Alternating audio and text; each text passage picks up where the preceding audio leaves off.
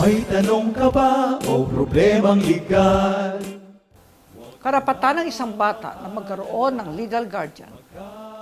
Ayon po sa batas, ang mga magulang ang pangunahing tagapangalaga sa katauhan at ari-arian ng kanilang mga anak na wala pa sa tamang gulang o menor de edad pa. Hindi na kinakailangan ng pagtatalaga ng hukuman para rito dahil batas na mismo ang nagtakda nito. Subalit may mga pagkakataon kung saan ang parehong ama at ina ng isang bata ay hindi makaganap sa kanilang mga tungkuling pangalagaan ang katauhan at ari-arian ng kanilang mga anak. Sa pagkakataon pong ito, ang sino man na kamag-anak ng bata o ng nasabing bata mismo, kung siya ay 14 na taong gulang na, ay maaaring mag-hain sa korte ng isang petisyon na magtalaga ng isang guardian. Maaaring ihain ang nasabing petisyon sa korte na gumaganap bilang isang family court sa lugar kung saan nakatira ang bata o sa lugar kung saan matatagpuan. Ang alinman sa kanyang mga ari-arian kung siya ay nakatira sa ibang bansa.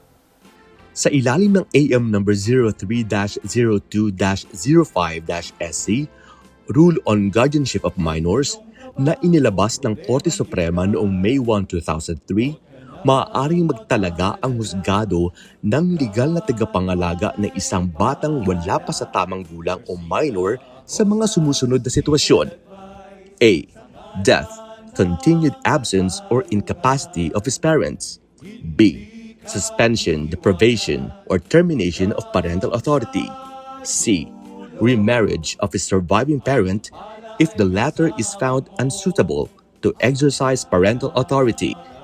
Or D. When the best interest of the minor so requires. Section 4, AM number 03-02-05-SC.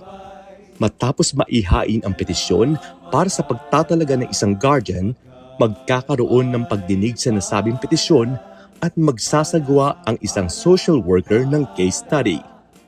Sino man ang nais magbigay ng kanyang pagsalungat sa petisyon ay maaaring maghain ng kanyang basihan sa hukuman.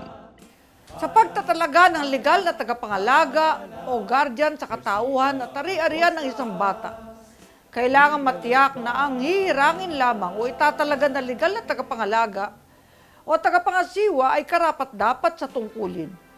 Ikukonsidera ng ating hukuman ang kanyang magandang karakter, pag-iisip, pisikal at psikologikal na kondisyon, pinansyal na kakayanang pangasiwaan ng mga ari-arian at maging ng kanyang relasyon sa batang kanyang pangangalagaan.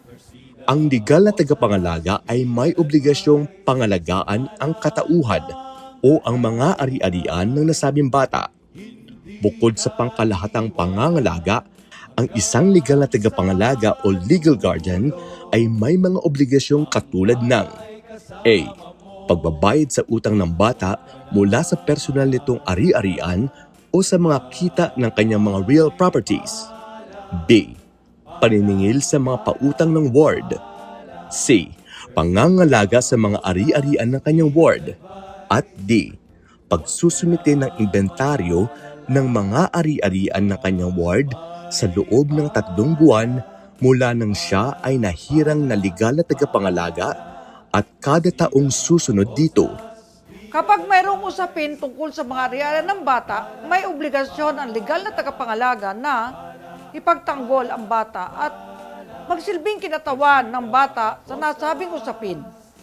Ang legal na pangalaga at pangasiwa ay matatapos sa sandaling ang bata ay tumuntong na sa tamang gulang kung ang nasabing bata ay namatay o kaya naman ay umalis ang kanyang tagapangalaga. At ito po ang ating hashtag Palanos. Manood, magtanong, para matuto.